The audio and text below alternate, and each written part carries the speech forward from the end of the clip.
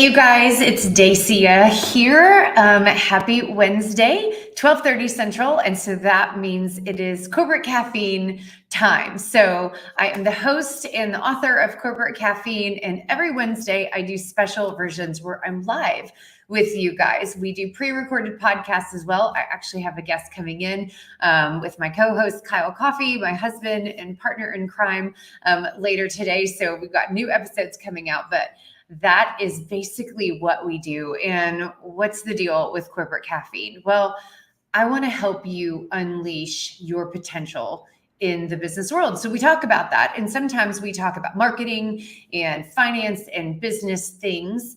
And other times we talk about the personal side of success and what that journey looks like. And I think it's very alluring to turn off that piece sometimes into not either respect it or acknowledge it or just say, oh, that's my work life versus my personal life. And I don't really believe that's possible. And I do believe it always comes and impacts you. So if you're not being intentional about it, well, then you're somewhat at the mercy of whatever's being thrown at you or whatever you're refusing to deal with on purpose. And so that's the topic a little bit today, is about dealing with change. And this is really, really personal for me this year. So I'm an entrepreneur. My husband is an entrepreneur. Needless to say, we are pretty comfortable with change. We have a tendency to create change constantly. We're not terribly risk averse. And this has still kicked me in the butt this year, you guys. The laundry list, I'll rattle through just a couple of them. Lost my dad. So helping my mom through her change in life and scenario. All of three of my four boys are graduated high school this year. And so all of them are leaving, but also just the changes of 18-year-olds and their emotions and what they need and the change in life. I've got a junior in college as well. He is also leaving. And so all four of them are going into different directions. Because of that, we have decided to move. So we are in the middle of a moving downtown. We also got, the business has changed. We have new team members. We lost some team members. Things are going great. It's super, super fun. And I literally could just rattle on and on and on and on. This has probably been one of the most intense years of change I've ever experienced. And I've learned a couple of things about that, and I'm going to go ahead and share them with you guys if you will indulge me. And the goal is to hopefully encourage you to add some practical application about the emotional side of change, and maybe to give you permission and myself permission to actually do something with it, to feel like you have a modicum of control, in this crazy sea of change when you find yourself there. Or to share this with other people. But like I said, we don't want to be at the mercy of other things. We want to be able to find our own oasis, our own rootedness, and the things that we can anchor to. And I am a big believer in practicality, right? Like, I love a good conceptual conversation. However, I will get bored of it very quickly, because eventually my brain goes, so what? Meaning, so what do I do with this? And if there's not something that I can have influence on, or that can create a positive and possible action item, I'm kind of out. So that's what my goal is not to just talk about change as this metaphorical or crazy scenario, but to be like, hey, we always have opportunities to do something in the midst of anything that we're going through. And so that's where I'm going to go. So the first portion I want to talk about is, I said this a little bit earlier, but we want to make sure that we are aware and cognizant, not just cognizant, but, where we're acknowledging the emotional side of change. Anytime there's a lot of change, there are practicalities. For instance, with my house, there are all of the decisions and the staging and the scheduling and the pricing changes and the this and the that to figure out, how do we sell our house? What do we really want? And so that's the practical side. And it's good to be able to focus on that and to deal with that. And so when the practical is helpful to you because it gives you forward motion, do it. But you can't avoid the emotional side. Otherwise, it'll come swirling out somewhere else. So always making sure that you do have tools in place in order to deal with the emotional. So from a practical standpoint, I'll tell you, when you're going through a lot of change, I get really cloudy. I don't remember things as clearly. I don't speak as clearly. My words aren't quite as crisp. And so I go into extra support for myself where I write things down. I try to simplify. Chaos on the outside is always an indication of chaos on the inside. So I actually try to be more tidy and slightly more organized so that my external is not pulling me away from things. And let me tell you, in the middle of a move where there's boxes everywhere, that has been really challenging and I don't have a single place. But when you can, find practical oases of external calmness so that you can organize around that and write things down and put them on the calendar and set alarms and set timers and just don't create additional problems for yourself. That is one of the things that I think is so dangerous about change, is that once that snowball starts picking up things, we have a tendency to start saying, oh, I'm just too busy to deal with that. But then we're causing bigger problems for ourselves in the next hour, in the next day, in the next week, in the next month, where we're actually accelerating the challenges of change in our life. And I have seen myself do that. And so just get simple. And here's another weird thing I've learned. Don't put things in a million places. Like whether you're talking about to-do lists or files or where you keep your common things, start simplifying. Like things should go in one single place. Otherwise, you're going to spin round and around trying to find that and trying to stay on top of that. And so I just really encourage you to see organization as a place of self-care when you're going through a lot of change, because it will calm you down. So that's kind of the practical side, but that it weighs over to the emotional side.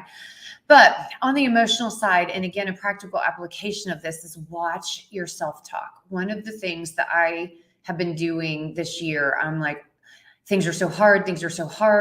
There's so much change. I don't know what to do. I don't know how to handle this. Some of that's true. There's a lot of change. But do I have to believe that things are so hard? No, it's okay to acknowledge that they're hard, but repeating it over and over and over created a self-fulfilling prophecy for me emotionally, where I started waking up and dreaming and changing my language to always suggest that I have to do everything the hard way. I have to learn everything the hard way, that things are always difficult. And on top of that, it blocked me from being able to see the support that was right in front of me, because I had this paradigm that change is hard. This is hard. This is awful. This is crazy. Right. And so what I was doing is I was pulling that reality out of the situation versus just saying, this is the reality of what's happening, meaning, naming any situation, the boys are doing X, Y, and Z, or, whether it's the move or whether it's anything happening in my life right now, there are facts. And then there's the narrative that we wrap on top of it. And that narrative is incredibly important and incredibly dangerous, or it can be a huge area of opportunity. And I cannot stress this enough. Listen to your words. And if you're sitting in a blind spot, and which is super common in change, and I have been sitting in a lot of them, make sure you're around people that will lovingly tell you when your words are hurting you, where they can say, is that is that really how you want to define right now? Or how can you change your perspective on this? Or, they can just call, depending on your relationship with them, they can just shoot straight with you. They're using damaging words and things that are not helpful to you. And so I'm a fan of crying it out sometimes. Good Lord, I've probably cried almost every day this year at some point in time, whether it's sentimental cry or overwhelmed cry or happy cry or sad cry. I mean, it's been a lot. It's been a lot. And so it's not about avoiding that type of thing, but it is about deciding that it doesn't have control over you. And so naming the facts, but then making sure that you're aware of the narrative and then you're not just sinking into the narrative. Like I said, mine is, this is so hard, and that was not helpful. One of the other things is when, in regards to your self-talk, there's a natural tendency to be problem oriented instead of opportunity oriented, and your words start this. Like, this is, again, a self-fulfilling prophecy. So if everything that you're looking at is about the problem and you're constantly talking about the problem, you're constantly describing the problem, you're constantly describing all of the possible things that could go wrong and why the problem is horrible, then you're not seeing all of the positive things that are going to happen on the other side of that, right? And so I'll give you a really horrible example, and I hope you'll forgive me for this, but losing my dad was horrible. However, in the midst of that, what I was able to see is like the amazing compassion and love and support that was in my family, in my community. I mean, even in my network of extended peers who are not necessarily like my nearest and dearest or my moms or my sisters, but people showed up. And that was amazing. And that is something that I will never lose, that I will always have. That is a perspective on life and reality, that there can be this real beauty and this deep, depth of strength and love that can come from something horrible and sad. And that's incredible, right? And so I would prefer to talk about that to other people and to focus on that. And it's also given me the space to be able to mourn my dad and talk about him and love him in a place that's not this horrible, awful place that I am avoiding or that I'm sinking into. So really kind of interesting how that works. But think about the opportunity orientation. And I'm going to jump ahead. I was going to put this one at the end, but it's such a great segue. But it's about having an attitude of gratitude. And you know what? Sometimes there is not necessarily a ton on the surface to feel grateful for, but there always is, right? And so this for me relates to being present. So one of my best girlfriends, she had called one time and she literally called me out of the blue. It's like, are you breathing? Like taking deep breaths. You've been watching one of my videos. And she literally told me, go over to the freezer right now and open it up and inhale cold air.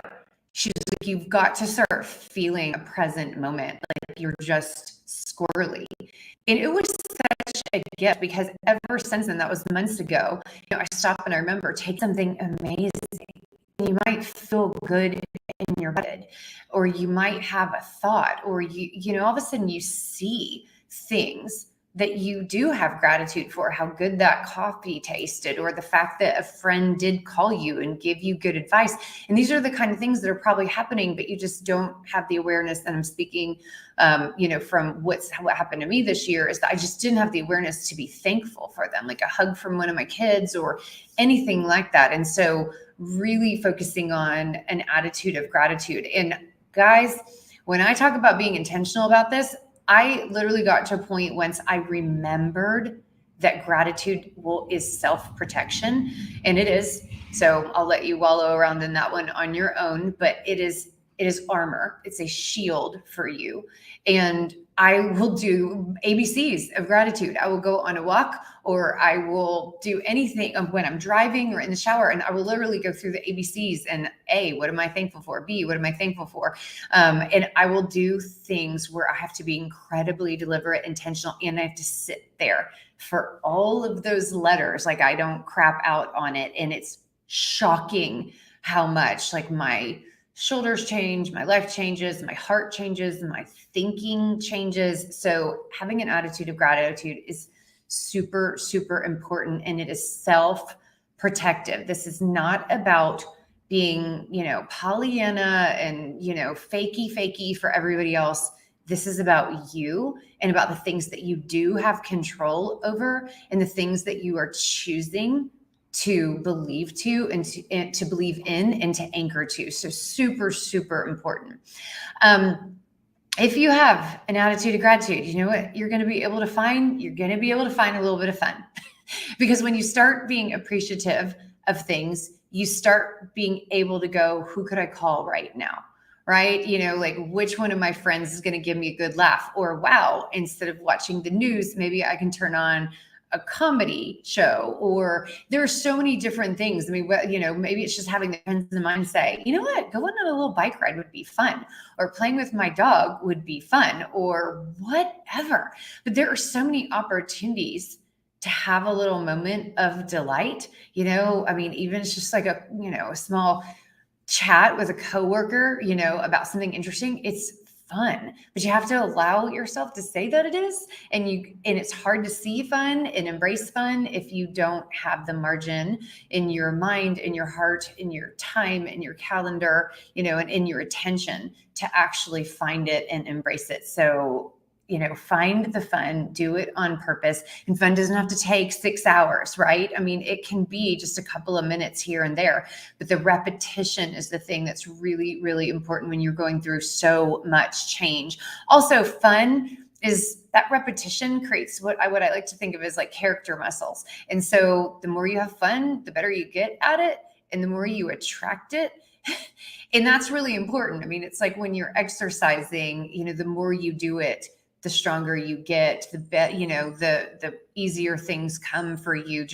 There just continues to be more and more and more benefits from that, but it doesn't happen on accident. And the emotional side of change, the positive outcomes of change, they never happen on accident, you guys, if you don't have the eyes to see. And so this has been really, really huge learning for me. I have a tendency to always be on the sunny side of things. So this is really the first year I've ever dealt with anxiety and emotional overwhelm, and it's okay, right? But it's not okay to stay there. It's not okay. And there are always things that we can do, but you don't just get better. Poof, just, like fairy dust being sprinkled over you. Like all of a sudden one day you just wake up and you're fine.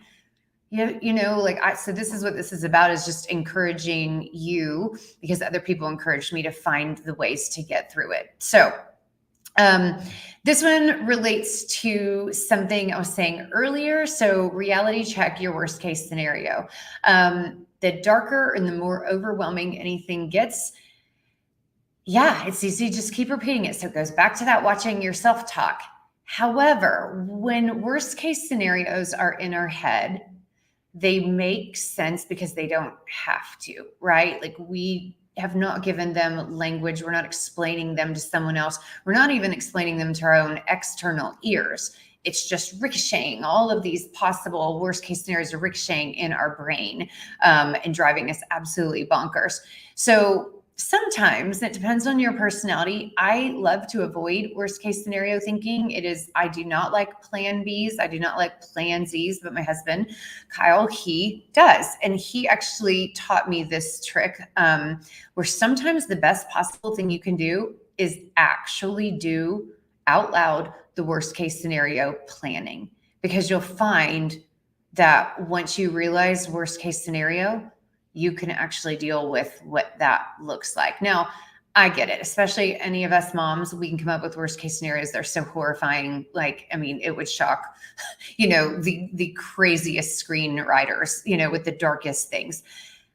So that's not what I mean. I mean, real life worst case scenarios that are practical and related to the change that you're going through, not just every random thing that you can think of. So for instance, like I've gone through periods where the business was in danger. Thankfully, we're not there now, but I have gone through that in the past. And so thinking through, okay, what if it does get worse? What are we going to do? Was weirdly helpful. Because what it reminded me is I have support, and I have brains, and I have skills, and I can do difficult things. Just because there may be things that I don't want to experience doesn't mean that I can't handle them. So by running through a worst case scenario, you might just get the reminder that you are stronger than you remember. You just feel overwhelmed, and you will have what it takes to get you through that next phase. So reality check your worst case scenario. That might be helpful for you to run it through and just to get that reminder that you are capable of going through it and becoming stronger on the other side. So two more I'd like to share with you before I wrap it up. One of them, you guys may know where I'm going with this one, but I want to encourage you, when you are overwhelmed, to be proud of yourself. And you know, the easiest way to be proud of yourself is to do something for other people. Now, when you're in a lot of change, often, and this is for me, you don't have a ton of time to give, right? You don't need time to be good to other people. I'm talking about fundamental human orientation, humanity, goodness to other people. And what that means is making eye contact. It means smiling. It means asking questions and not jumping to conclusions. So it's about leading with kindness in your immediate circle, and then in all of those small little places where you interact with day-to-day people, the people down the street at the diner, the people that you passed on the sidewalk, the people that just ticked you off in traffic. Choose the better version of yourself. Choose the best version of yourself. Because you know what? You have to go through that moment anyways. Why not be awesome? Just be awesome, because it will remind you that you're strong enough and capable enough to deal with it. So why do it the hard way? The hard way is where you feel guilty about your behavior or it doesn't make you proud. Weirdly, being good to other people is the best way to be good to yourself. Number one way to start this, just smile at a stranger. Doesn't have to be creepy, right? Like just give a blessing to somebody in your head, like somebody that you don't know. Just think, I wish the best for that person. You will be shocked if you do this a couple of times a day, how amazing your life, your mind, and your heart changes, and how quickly. So just go be good to people, because you don't have to have resources, however you want to define that, to do that. You just have to be you, and you just have to be the best version of yourself. Now, one quick reminder on this one, and here's the harder challenge, and this is something that I'm not proud of, but it has been true. The hardest place to be kind to people is right in your immediate face. Like that phrase, familiarity breeds contempt. When you're overwhelmed with change, you know what is really easy and really convenient and really unhealthy to do is to start focusing on your pet peeves about the people that you love and that you're surrounded by. And I have found myself doing this. It's so much easier to just be irritated. So earlier when I was talking about emotion, if you don't name and be thoughtful and intentional about the emotional side of change, it will squirrel out somewhere else. Guys, this is where it's going to come out like squeezing out a fart or something like that. It's going to stink so bad in a place that you did not want it to, because it will rot and fester. And unfortunately, that means you are going to dump all over the people that you love. And it's because they're right there. And it's just so easy to be irritated and to just take whatever negative self-talk and all of that swirling that you've done and then just vomit it all over somebody else. And it's not okay. So, when I say be proud of yourself, you can be kind to people that don't deserve it. You guys, I'm sorry. I don't care if your family's not being perfect.